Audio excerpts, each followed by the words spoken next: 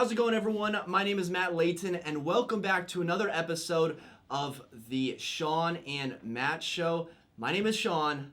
My name is Matt. My name is Matt. You know, I really had it that time. All right, let's start this over. Yo!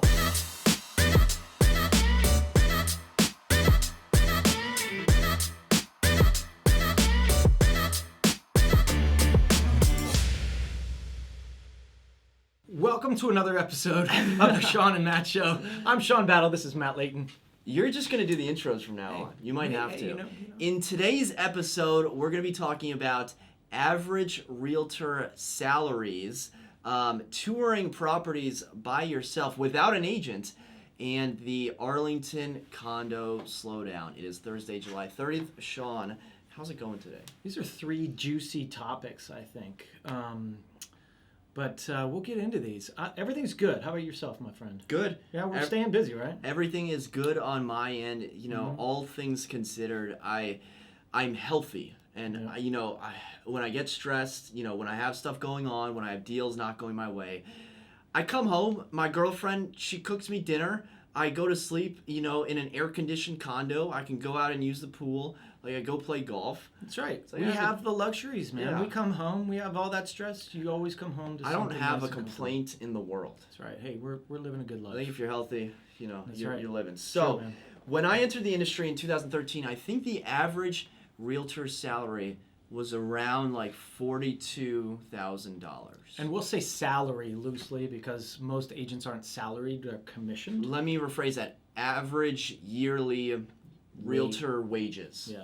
So for a whole year, average wages around $42,000. They've obviously increased as prices have increased. They're about $62,000. And, everyone sees those big fat commissions on $1 Million Listing, New York and LA and whatever other trendy town that they're in. But that's obviously not always the case. People think 3%, when in reality it's really closer to 2.5%. And by the time Uncle Sam puts his hand in the cookie jar, it could be half of that in reality. So Shawn, do you want to take a guess at which state has the highest realtor wages? I would go with the higher priced states of maybe New York.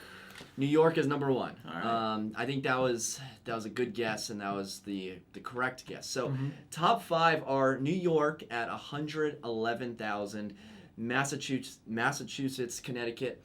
Alaska snuck in there at $79,000 for the 4 spot, and Colorado is the number 5 spot. One that surprised me is California. Yeah. I would have thought California would be higher. Lots of expensive homes in California. Lots of realtors in California. Maybe some part-timers in California. That's the difference. See, there's a lot of realtors, and they always say, what is it, 10% make 90% or 80%? 80-20. 80-20, make 20% make 80% of the money. Yeah. So there's a lot of agents that aren't doing much business. So yeah, you can make a lot of money if you want to work every single day like me and Matt here do, and push and push and push. There's endless stream of income that you could have if you can put up with it. But reality is most people, when they get into the industry, they're doing it part-time. It might be like, hey, I just retired from this job. I'm going to go get my real estate license. Or the newbies just trying to start out. And they soon realize that, hey, this is a tough job. I was talking to a guy the other day. He was a blue-collar guy, does tile work, and he's like, you know what? Honestly, the realtors I've met are the hardest working people that I know. So, we get a reputation for working and working and working, So that's how you make the money. Yeah, and every time I have an experience with a consumer, and it's a positive one, I just helped a first-time home buyer close a deal yesterday, and everything just went so smoothly. First-time home buyer, there's some nerves there, not sure what's going on, do I have his best interest, yada, yada, yada. Everything went so smoothly. He's so happy, he's so excited, and I just can't help but think, this is how he expects every real estate transaction to go. This is how he expects every realtor to be. And his next purchase, maybe he just meets some random seller and tries to purchase it through the selling agent or something like that. I just can't help but think every transaction is not going to be that smooth. So, I'm always trying to raise the bar in the realtor industry, but you can get a wide variety of realtors that aren't worth one penny, or realtors that are worth their weight in gold. So, when people say realtors are worthless, or realtors save their life, there's a lot of variance that could happen there. But Virginia on this list came in at around $66,000. And if you're in Northern Virginia, and I guess Northern Virginia is now Ashburn, Northern Virginia may now be Leesburg, it may be Stafford. Let's just say if you're north of Richmond on 95, and you're on the tech corridor, if you will, of 267 out towards Ashburn, I guess that's Northern Virginia. You're probably sitting pretty in terms of income. But if you're in Richmond, if you're in the 757, certainly you're not seeing the same commission checks that realtors are in Northern Virginia. Yeah, I'd be interested to see what Northern Virginia average is, because naturally this is taking in every realtor in the state. Those people in the southern part of Virginia, they're doing a ton of transactions for a little bit of money, and that's just, it's so much work. If you guys could see the back end of things, we have a transaction coordinator that does a lot of our back stuff, but we used to do that all ourselves, and it's a lot of work. You think about, your client always wants you, right? And if you don't answer your email, and now if you don't answer that text right away, doesn't matter what time of day it is, they're texting and they're emailing you, and they want an answer pretty quickly. And if you're not doing it, you're not selling. You're getting bad reviews and everything else. A lot of emails are flying back and forth between the transaction coordinator and the buyer. So let's do the lowest 5 states. The top 5 lowest: Indiana, Ohio, Idaho, Minnesota, and the lowest state in the nation for realtor wages is Illinois, which surprising. Guess is surprising because you have Chicago, but have you seen Chicago sales prices? Unless you're on the really Mag small Mile, area, called the Mag Mile. That's true. Unless you're on the Mag Mile, maybe you're in Hyde Park, or I don't know if Evanston is. Evanston is still Chicago. Chicago sales prices, they're not that high. Yeah. They're all things and considered. it's a small area too, so I guess the rest of it just takes over, and it's crazy. I think I would have guessed. Idaho, to be honest. For the lowest, like Nebraska or something. Center of the country. There's not much going on out there. How many realtors can be there? There's got to be 3 or 4. Just got to be careful just guessing which state has the lowest. I feel like this state has the worst houses. But another thing is Alaska, right? Alaska has a really high, salary average, and you think. I've heard, I don't really know much about the values there, but I've heard they're pretty expensive. They're fairly expensive, and there's probably not a ton of realtors up there. So that's a good average. Yeah. So the next topic is Zillow will allow self-tours on all company-owned houses. So Zillow has a program where they buy and sell houses as a brokerage, and these are fix and flip. They fix them up. They flip them, put them back on the market. So Zillow is now allowing access for buyers to open the door and tour the property, all without the help of an agent. Woo! Wow. That's scary, man. I gotta be honest. It might be scary, but are you surprised? I'm not surprised. It's just another way to change the industry, right? And there's certain people that are going to do this, and there's certain people that aren't. But you're opening up yourself for a lot of liability. There's a lot of people out there, and there's a lot of weirdos out there, right? And those weirdos are going to be going through your house. Not your house, Zillow's house. Hey, if they want to open up that risk, go for it. The next article that we're going to talk about is called iSquatters, right? Yeah. And so didn't Redfin start doing this as well? Redfin allows that on some of their properties. So you can gain access through the Redfin app, and they, I guess, started the trend, and they've also started the trend of iSquatters. So they found out that, hey, there's actually people living in here. So people get smart. They learn about, hey, how can I take advantage of this situation? They're not making any money. They might be, drug addicts or whatever they are. And all of a sudden, they're squatting in this house, and they have squatters' rights all of a sudden. How do you evict them? How do you get them out? Is it worth it? I don't know. Yeah, you bring. I think for the most part it should be okay, but there's always going to be those instances, right? You bring up a fair point, because we've all seen those stories on Yahoo.com of the person that rented the Airbnb for a weekend and then claimed that it was now their property because of some weird California rule. But in terms of touring the property, what you can do is use the Zillow app to unlock these properties. I'm sure they might need a copy of your driver's license or this, that, and the other, which could, of course, be fabricated to gain access to the property. But it does beg the question, because when you're seeing a property, what do you have to do? And these are vacant properties. No one's living there, so there's no, COVID thing or, talking with the sellers. But essentially, the buyer wants to see it at this time.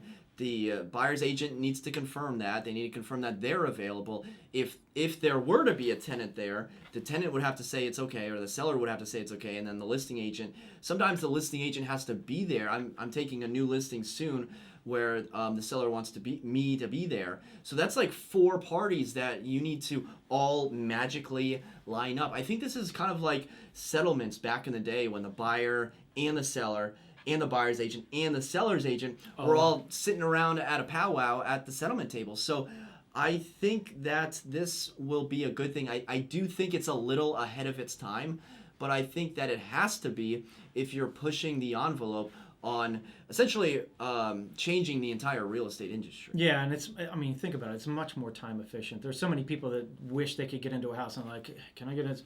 Hey, can I, when can I see this place? And like in the next 24 hours, you got to wait, whatever. But we're seeing now that the quicker you get into these places and quicker you get into the offer, the better off your chances of winning that property. So I think it's a good thing in some aspects, but of course, naturally, it's bad in others. And, you got to weigh your, Well, if your buyer wanted to see a house tonight and you're busy and it's allowed to be shown through the app, are you going to let them see the house? It's a good question. I guess, if I've got that buyer agreement signed and they're not going to, write without me, basically, then why not? But I like to see the properties myself, too. So I like to be able to know what I'm representing my client on, right? So it's really easy for them to just say, hey, can you write this offer? But I haven't even seen the property. So I want to be able to compare it to the comps that I know, right? So there's pluses and minuses to it. I mean, we all get really busy, but we all want to have the best service that we can to our clients, and I personally would want to be there. Yeah, I think I may take a different approach. My job is not to open the door. I may be a professional door opener, but my value and my job is to write a winning contract, and I don't need to see a property in order to write a winning contract. I've written on properties and won properties without even stepping foot inside the property. Now, would I write a better offer if I had seen the property? Well, maybe, but if I'm comparing it to other comps that have already sold, who's to say I've seen those? Maybe I have, or maybe they were on the market for a day and I just didn't see them. So whether I'm there or not, I want my buyer to have the most amount of knowledge, and certainly I can provide knowledge when we tour the property itself. But if there's an opportunity for my buyer to see it at their convenience, sure, why not? Yeah, I would say that where that is the convenience factor. Sure, it's going to save us all time. I think that's the greatest thing about it, and it's, I don't have to run down and show it. I think that pictures can be deceiving. For me, I'm just like I like to look at it. I represented somebody a couple weeks ago. We actually lost the deal. Was no fault of me, but I never walked into the property. They just, hey, can you represent me? Sure. I felt slightly out of the deal a little bit just because I'm old school, right? I've been doing this a long time and I've seen everything that I've written on, and I feel like I can get such a better idea of what that thing is worth. And you think of it on a declining market as well. You want to make sure that we're writing the right offer for the right price. If it's not as good as we thought, pictures are deceiving, right? There's so many times when we look at pictures online, we're like, wow, this place looks amazing. And then you step foot in, you're like, wow, this place is crap. You know what I mean? Yeah. So that's where my mind goes. But truthfully, it's super convenient. Yeah. Speaking of a declining market, not sure if we can call it that at this point, but The Arlington condo market is undergoing some interesting changes right now. Specifically, inventory. There are approximately 100, call it 100 condos along Arlington's RB corridor, Roslyn to Ballston corridor that are either active or coming soon. 100. Now, for the past couple months and even years, we have clamored for more inventory, more inventory. We have buyers. We need more inventory.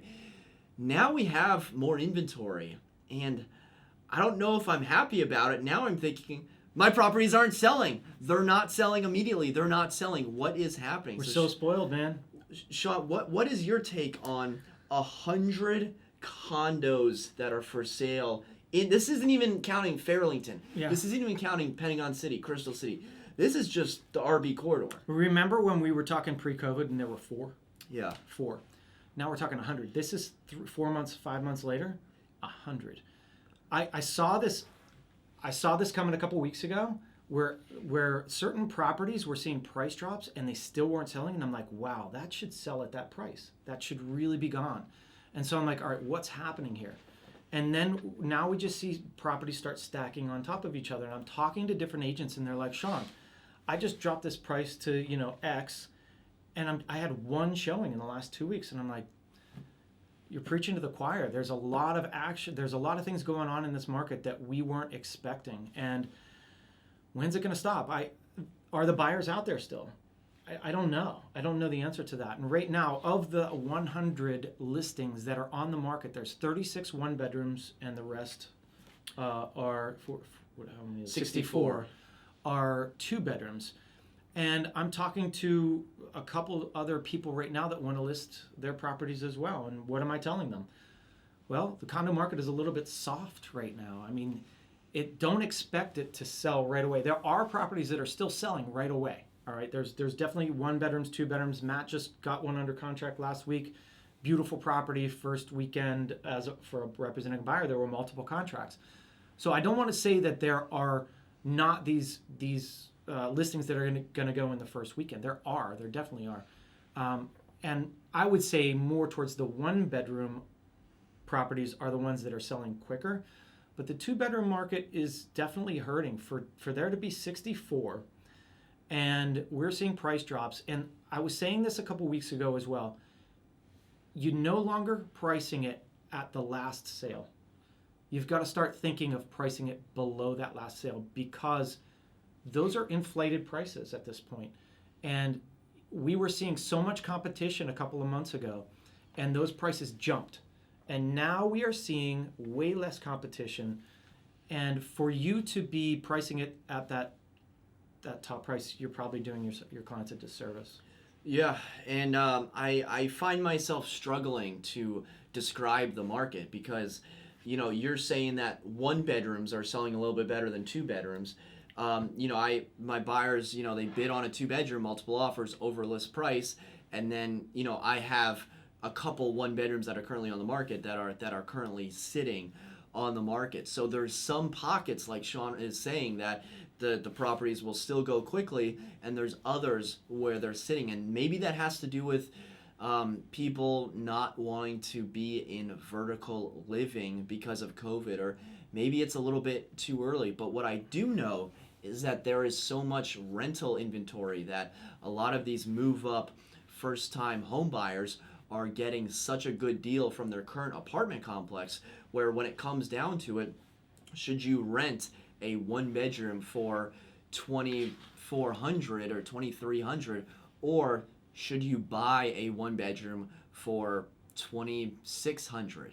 The numbers, they're not making a lot of sense right now for first-time home buyers to move up to that condo market. And then the condo market is seeing a little bit of fatigue from not having that pool of first-time home buyers. So those condo buyers that are trying to buy something else, that is a difficult place to be in. It really is. You bring up the rental market. The rental market is super soft too. I mean, we have a bunch of rentals out there. It's soft on the condo side. On the condo side. The apartments are because they're it's probably also soft, all and they're trying to get as many incentives as they can in. Right. You see how quickly this market shifts and changes, and as we talk about the condo market, then if you look at the single family market, it's so ridiculously hot. It's crazy. So all of these people are buying up. Now, where you've got to be careful is these 2-bedroom sellers looking to buy, and they are doing these, hey, my condo is going to sell quickly. I'm going to go buy this and then try to sell my condo. That's where you're going to start getting in trouble.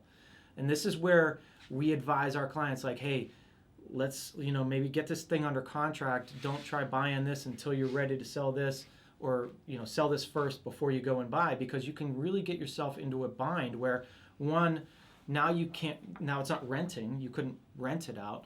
And two, if you were trying to sell it, it's taking a lot longer. So you're paying for 2 properties at the same time for a while, and it could be a while. It could be. Yeah. Do you think that we're going to see more home of sale contingencies? Oh yeah, absolutely. I think they're going to start popping up. I actually wrote one last week. Excuse me. Because why wouldn't you take one? I mean, your condo is sitting on the market for 30, 50, 60 days. Like, all right, if that's your only offer, what are you going to say, no? Yeah, well, the thing is, if you're a condo moving to a condo, simple, right? 1 to 2 bedroom, yeah, do a sale of home contingency. I had a client last week he's going to sell his place and buy a single family home that's been on the market for a while.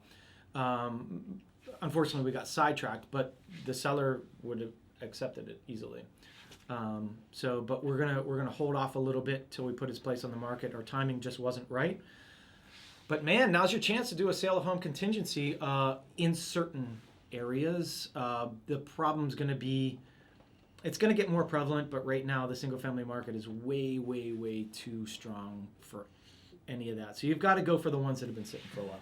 There are 12 single family houses between 900 and 1.1 in North Arlington, and 6 of those houses have been on the market for 26 days, about a month or more. So 6 of those properties, they're overpriced, something's wrong with them. So you have 6 others, 2 are coming soon. So essentially you have 4 houses in North Arlington between 900 and 1.1. Not a lot of houses. No, and you know what's so surprising is, like, Clarendon is usually just so hot, right? And, Matt's got this 1 bedroom in there, and it's just weird, right? It's just, I can't believe that. We're seeing Ballston actually, 1 bedrooms are selling pretty good. I mean, it's just all over the map. It's so hard to nail down on what's going on. It's also July 30th. That brings up a huge point. Usually this time, July, August of this... I think everyone's at the Outer Banks. I'm watching your Instagram stories. You're at the Outer Banks. Totally. I want to be there too. And I'll say this every single year in July and August, I'm like, why am I trying to sell real estate? Why am I not on vacation? I'm sitting here pushing these listings, and I should be at the beach, because this is the time when everybody else is on vacation. So naturally, things slow down at this time. And I'm hoping that's what it is, but we'll see. We'll see back in come mid-September. We'll see if this was just a summer fling or if this is the real deal. I think it's a summer fling. I think it's just a confluence of mixtures of those 3 items. All right, guys, that just about does it for another episode of the Shawn and Matt Show. I still can't believe, it's too bad that this is live, because I would have wanted to re-record that first intro, but I won't do that. I'll give you the genuine version, because people think like my videos are perfect. Dude, I mess up all the time, and live video is the perfect time to see that. I mean, sometimes I sit in here and like, what am I saying? I don't even know what I'm saying next, But that's what makes it fun. It's all good. That's why you're joined here on the live video. So Facebook, Instagram, YouTube for Shawn and myself. Thank you so much for watching. Until next time, we'll see you then. Take care.